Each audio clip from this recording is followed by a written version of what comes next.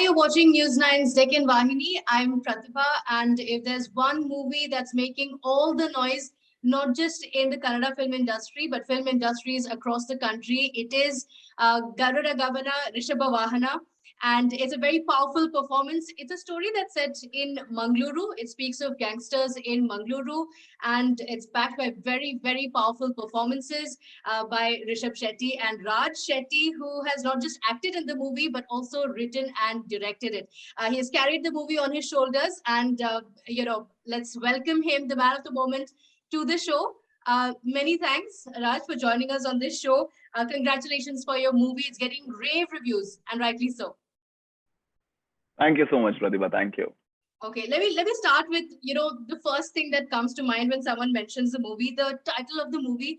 It's very interesting. Is there a story behind it? Yeah, Garuda Gamana Rishabha Vahana. The story happens in a fictional imaginary place called Mangala Devi. Yeah, Mangala Devi is a real place, but in the film it's a fictional place. Mangala Devi in real is not at all like the what we see in the film. So in that place, there are two characters. One has an attribute of Lord Shiva, only attributes, but not completely, not the goodness of Shiva. So he's angry, his rage, Shiva's rage is with the character Shiva. And the other character has the calm and composed nature of Hari. So I thought I cannot name them Hari and Hara because they are not that. Because I have taken the natures of them, I need to keep a name which has the nature of these two lords, not the entirety of these two lords. One who travels on Garuda or one who concentrates like Garuda, which is Hari, and Vrishabha Vahana. So one who travels on Vrishabha, which is Nandi or ox, that is Shiva. So that is the reason why it is named Garuda Gamana Vrishabha Vahana. Okay. So, when you made the movie, were you aware that, I have a masterpiece at hand, or, before the release of the movie, were you a little nervous? Everybody who does a film believes he has done something very good because filmmaking is not at all easy. So it takes a lot of effort and lot of time to construct a story and write and then execute.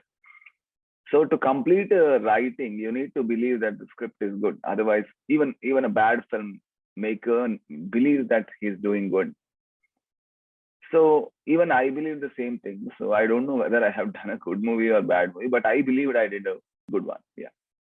Okay. So, it's received a lot of, love and attention from not just the viewers and the critics, but also ace filmmaker Anurag Kashyap. Would you like to tell us a little bit about that conversation that you had? Yeah, he's such a great human. Who would do that? I don't know. He contacted our DOP and asked for a screener, and then we sent it to him. He watched the movie, and then late at night he messaged that, "Are you up?" And then we said yes, we were, because he was always our inspiration, like with his work. So then he calls us and speaks for almost 5 to 6 minutes and he lets us know how much he enjoyed the movie, and he says that he will definitely share that he has watched a very good movie. And then he asked, like, whenever we are in Bombay, please call me and like let us meet. I think that's such a great gesture from a filmmaker of India to know that our work is good. I think that's his greatness. I mean, he's such a good human. Okay, so is it, can we expect it to translate to something else?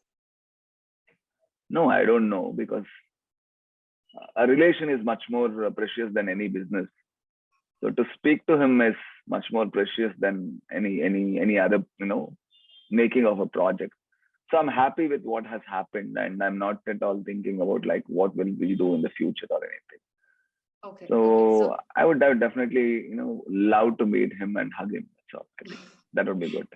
Okay. I'll ask you about whether it's Bollywood calling or not in a little bit. But, coming back to the movie, you had Rishabh Shetty with you, who's a powerhouse of a performer. And, he's somebody who also has a lot of experience in this field. I read somewhere that he said that, if he were to direct the movie, he would have done things a little bit differently, maybe. So, Mm. was it something that, you got absolute creativity in doing whatever you wanted, or you always got the guidance from him? How was the experience of, making the entire movie? Normally, when creative collaboration happens, that is the foremost question that arises, that two creative two creators, can they come together and work for one creation? I had worked in his project of Sarkari Hiriya Prathamika Shale as writer. So we know the line, like when I work as a writer, I'm not directing the film. I'm just writing for the director. So I'm just knowing what the director wants and then I write for it. And when Rishabh Shetty comes to our set, he's an actor and just an actor. For example, a director wouldn't direct his wife's cooking because at home he's just a husband. He won't be a director for cooking. So in the same way, we know that difference. And Rishabh Shetty is such a sweetheart and he's my very good friend. In that sense, like we didn't had any creative differences or anything. We always love each other's work and we always respect each other's work. And we don't have that whose work is superior and who should guide and you know those kind of things. We do the project for the fun of it and the joy of it. So it was fun to work with him. He was just another actor. I think that's the greatness with him. He came to our set maybe prior to shoot before 5 to 6 days, so that he can rehearse with other actors and come to a good chemistry. So that is what you see a different Rishabh Shetty in this film because of his effort and commitment to this movie.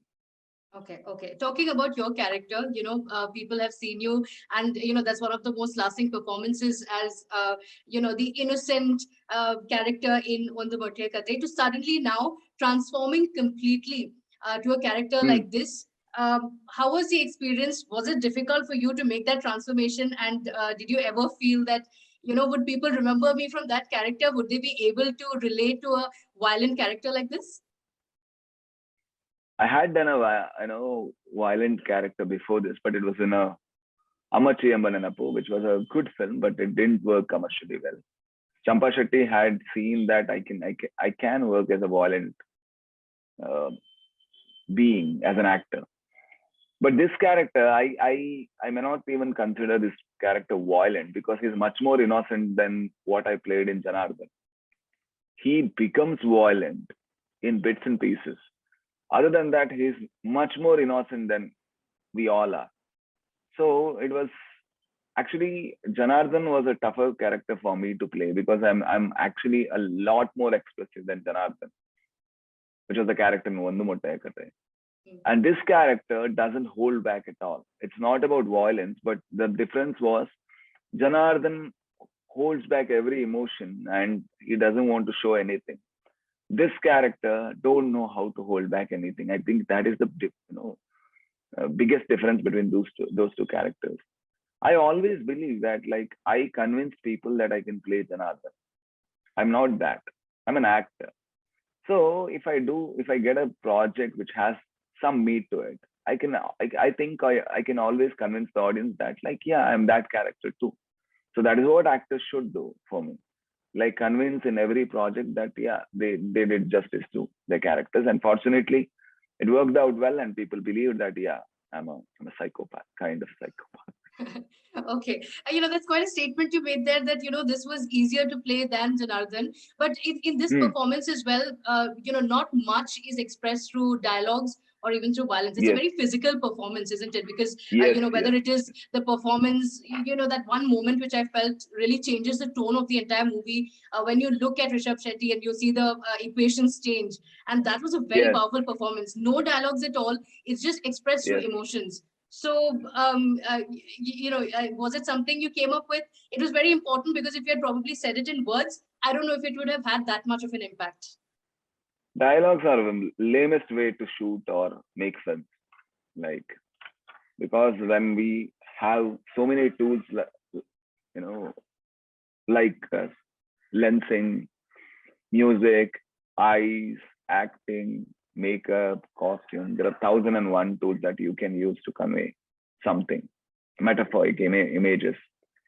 But we use dialogues to say that, yeah, I love you, because we cannot show that we love each other. In this movie, for me, Shiva is a physical form of everything. I mean, every expression that comes is through his body, because he doesn't know how to put it in words. Hmm. I think there was a joy, and yeah, I cannot call it was tough, but it was intense. Because normally, whenever we experience something, what we do is we calculate, we imagine, we think that how much to express and how much to hold back.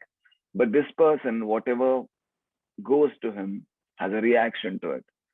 I really felt that was much more liberating to me as an actor to be in Shiva's shoe for, you know, many months, because it was very liberating. I know people around me had a tough time, but for me, it was a very liberating experience. It was very free, like an animal, nothing to think, nothing to hold back.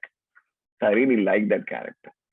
Why do you say that people around you might have had a tough time? When you play a role, does that become a part of you in your real life as well? Definitely yes. Like for me, I don't want to cheat my audience. If I don't believe, I don't think people would ever believe at all. Even in Janardhan, I did the same things. And I played Janardhan of Kondamutta Ekate.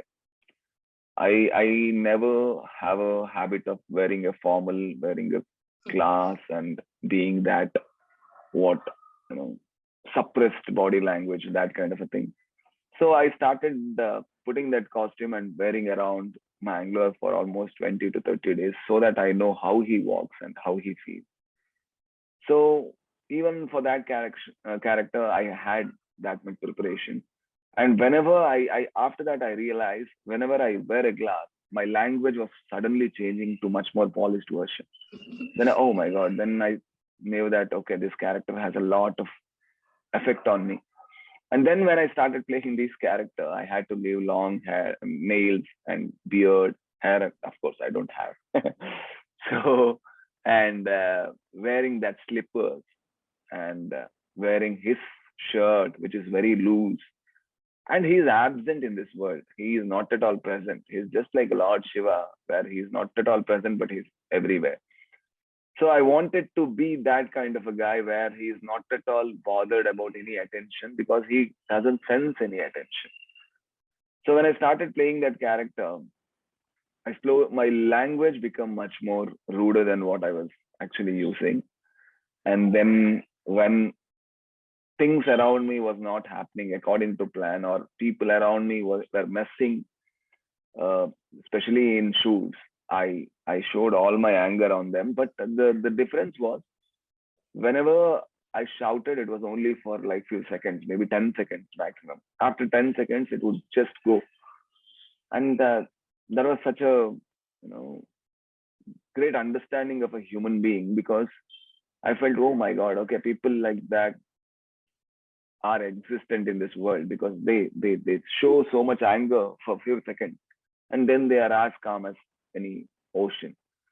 So we made a video called "Making of Shiva." It has those glimpses where I get angry and shout at people, where you can see actually Shiva is shouting. Yeah.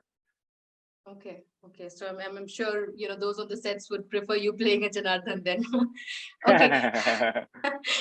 But, about the movie, there have been several movies that have been made on gangsters. So, was there something you thought that, I should work towards making it different? Did you have that in mind? Did you have the pressure of the fact that, there have been several movies on the same lines? For me, this is not a gangster movie. For me, this is a movie about relation and human ego, greed, and everything. And that happens in the setup of gangster. Yeah, I mean, underworld.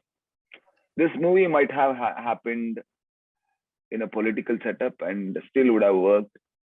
This movie would have been worked in the setup of showbiz cinema, or something like that. I chose Underworld because Underworld has a lot of ego, politics between people, because it is about power and prestige. So because of that, I selected that field, and I knew that my focus was completely on relation rather than on underworld. So in that sense, I knew that yeah, we are not making another gangster movie. We are making a movie which is about relation, which happens in underworld. That's Okay, okay. So you've not just acted in it, written, directed it. So I'm sure this is going to be a difficult question for you. But which was your favorite scene in the movie? The one scene that you thought was, absolutely brilliant, something that you're going to be proud of for years to come. maybe the climax part where the young version of Shiva and Hari deals with the older version. Because for me, I didn't write that scene. When I was starting the end part of it, I only had the image of Brahmaya doing something to MLA in the climax. And after that, I didn't feel the completion to this project. I don't know how. And then I started writing, which the images were not at all there in my mind when I was writing, but started forming when I was writing. So because of the purity of the flow of that scene, I cannot relate that I wrote it. In that sense, I would definitely choose that last piece of climax as my best scene because it doesn't have dialogue. Okay. And, the Pilivesha is also something that was very different because throughout the movie, we see you as a character who's not expressing much, who's not saying much. But suddenly in that scene, there's like a complete transformation where, we see a change in character almost where, you're not looking around, you're just dancing away. How was that experience? And also, the significance of that and Mangaluru in the movie, because it's not just Mangaluru is not just a place where the movie is happening. It seems very, very intrinsic to the movie. Mm-hmm. When that Hulivesha thing happened, I was surrounded by 200 people or 150 people who were greatest dancers of Hulivesha in Mangalore. And me, one actor, had to perform in front of them. But I didn't have the pressure because I knew that I was not dancing there. So that is the Tandava of Shiva, according to me, where he destroys something and he dances.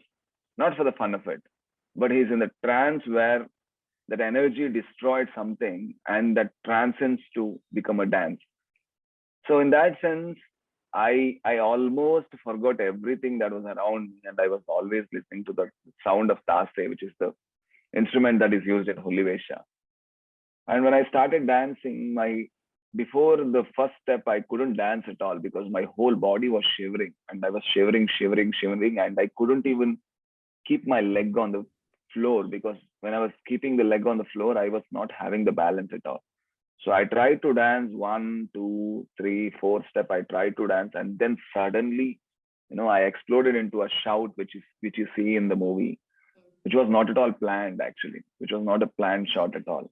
But because I couldn't dance, it expressed through my shouting, and after that shout, I could dance. So that was a very beautiful experience, and I had to dance for 2 days because normally what happens is if you dance Hulivesha for 3 minutes, you'll be dead tired and you want to sleep because that is such an intense physical dance. But I had to dance for 2 days, and my feet didn't have chappal. So I danced and danced on a tar road, and my whole my skin was gone, completely gone. It had blisters. But as an actor, I had blisters, but the character Shiva wouldn't even mind that. So I had to keep my leg with the same intensity in every single shot. It was a joy to do it. It was a joy to do it because that much of a catharsis or that much of a full expression of a human being is very much restricted in this society. As an actor, I could do it, and I'm very, very happy for it. And the other question you asked about Mangalore is, so this is not an actual representation of Mangalore. Mangalore is not at all like this. But if you see the underworld history and the places, you can take pieces, and then if you relate, it might become this world. So I cannot tell this didn't happen at all, but it didn't happen in the place where we shot, or it didn't happen in the place where we saw. So I wanted to build a fictional world which looked very real.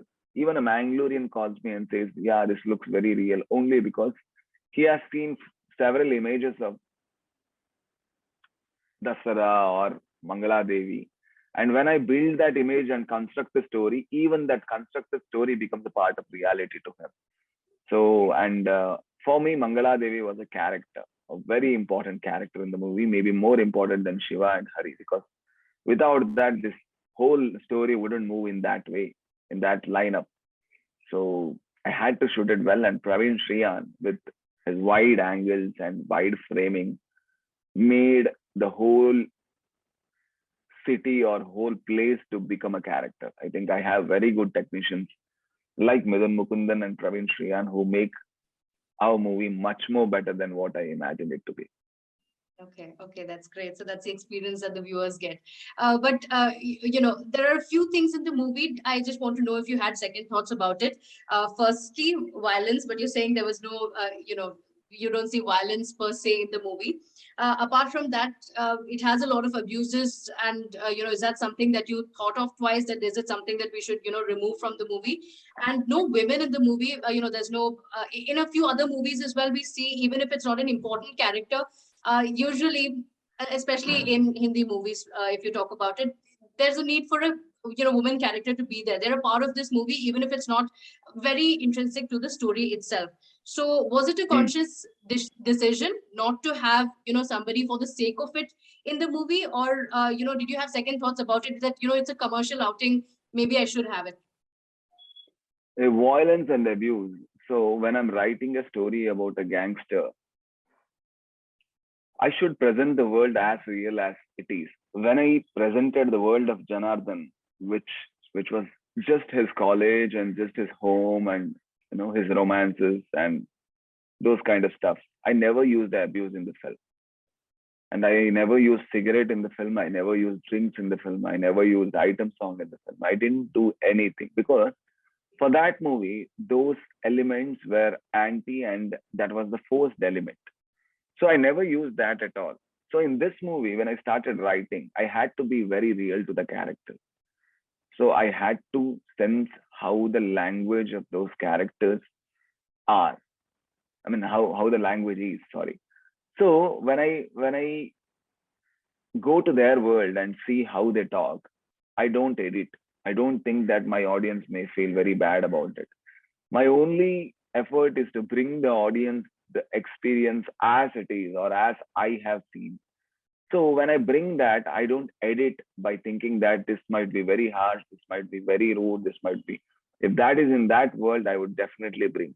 So in that sense, abuse and violence, which were required to show that this movie is about violent people, had to come as a part of the whole thing. And the other thing about women is, for me, if you ask about women, yeah, there is only one character. But if you ask about feminine aspect, the whole movie is a feminine aspect where the story happens in Mangala Devi, which is a representation of women. And in that world, men who looks masculine are weak, are scared, do cry, and have jealousy, and have every single thing which is very human and very feminine, which is very soft. And they have love towards each other, and that is very feminine.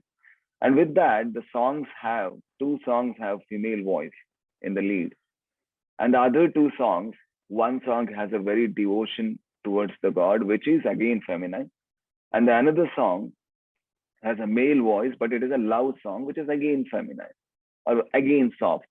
So if you ask me like whether you miss women in the movie, I don't miss women in the movie because there is so much femininity to the whole movie.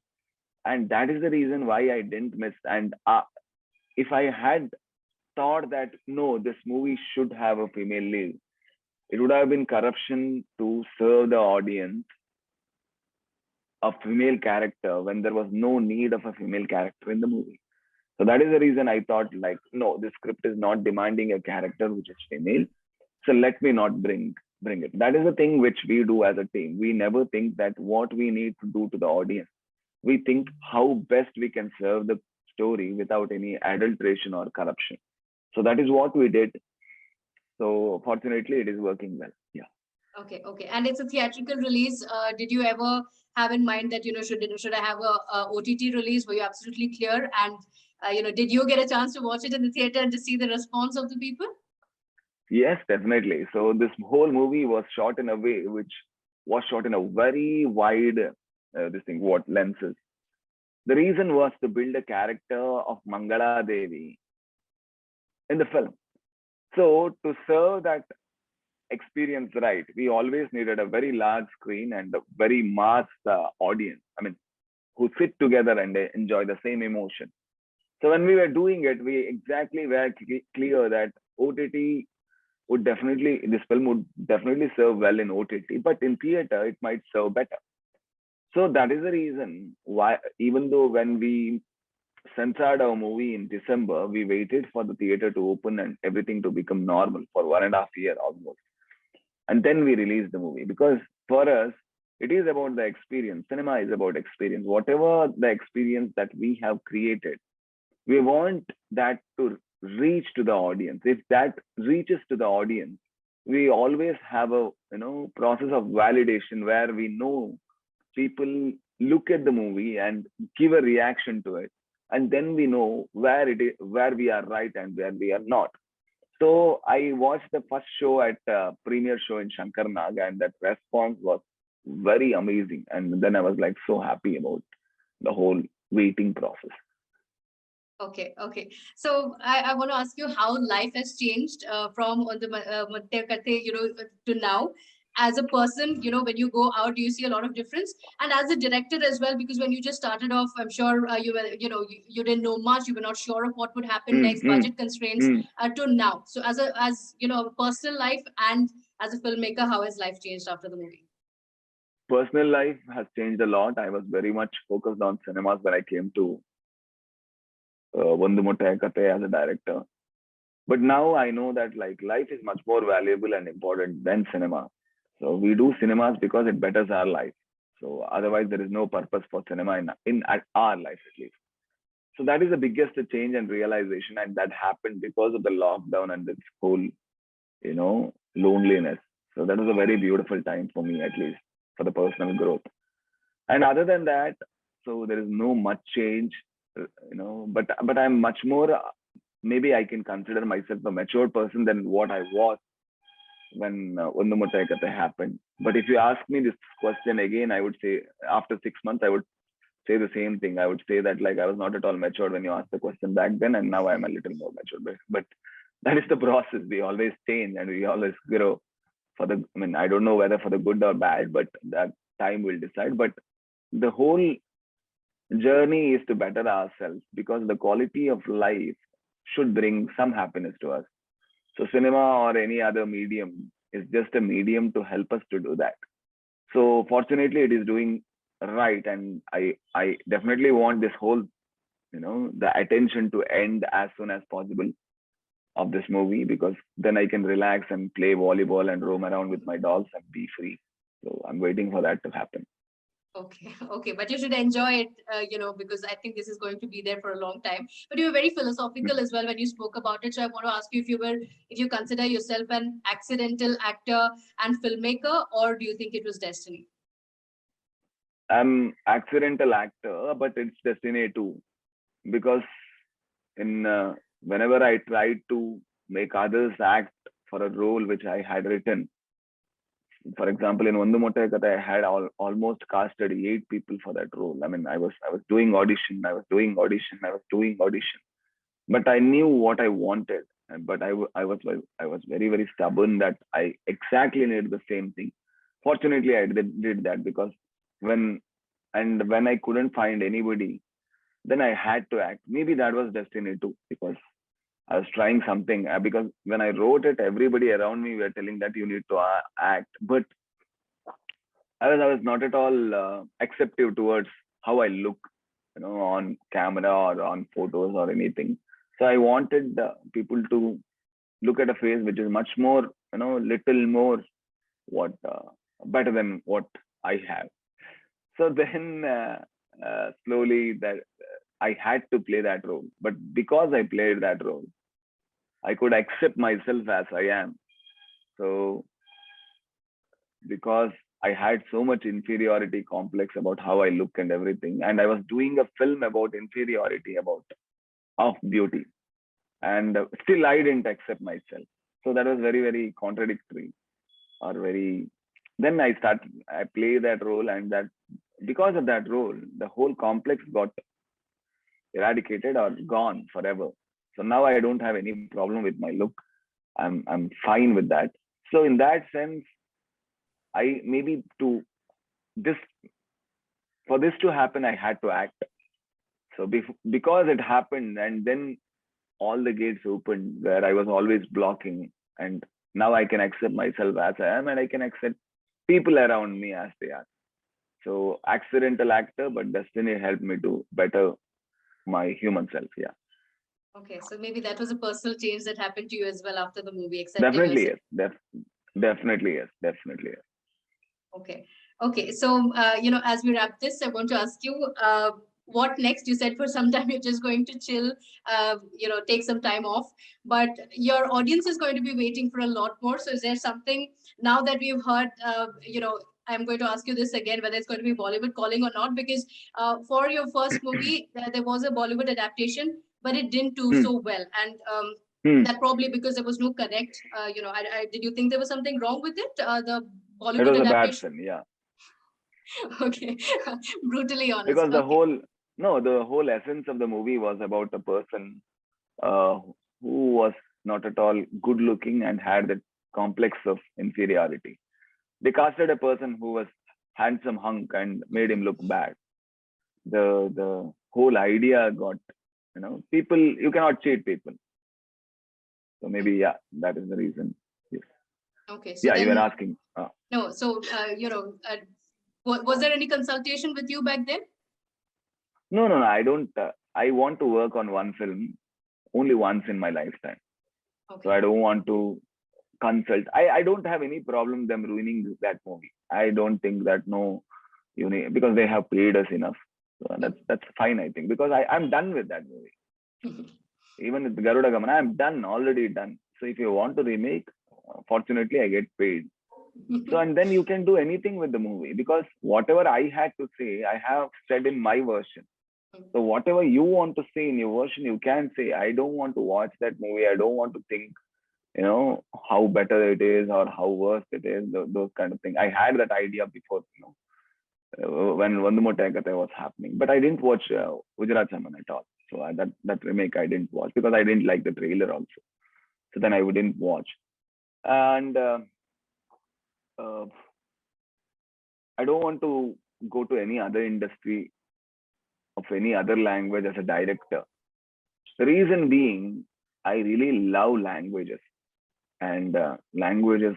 I'm born Tuluva and I can speak Kannada well, and Kundapura Kannada I really like, Jawari Kannada I really like, Mandya and those languages I really like, and I know, and especially Mangalore Kannada I know it very well, and Tulu I know it very well. So I know how people's psychology is reflected in the language. If I go to any other place, Hindi or Tamil or Telugu, what would I do? Like I would be restricted because I don't know how to assess that language, the rhythm of it, the whole essence of it. Language is just not the just mere words. It's a documentation of the whole history of that place in words. So if I don't know that, how would I create or do something which is original, which can bring joy? So I definitely don't have an idea as per now to direct anything outside Karnataka. So acting, I don't know because I don't know languages. If they cast in something which would bring me joy, I don't have any problem with that. So I'm happy here, and I do cinemas for the happiness of it. So I'm doing it right here. Yeah. Okay. Okay. So then the loss of the other film industries would be the gain for Kannada film industries. And these are movies that we're going to enjoy in the days to come as well. Thank you so much, Raj Shetty, for joining us. Thank Congratulations you. again for a masterpiece of a movie that you put out. We're looking forward to a lot more. Thank you so much. Thank you, Pratibha. Thank you.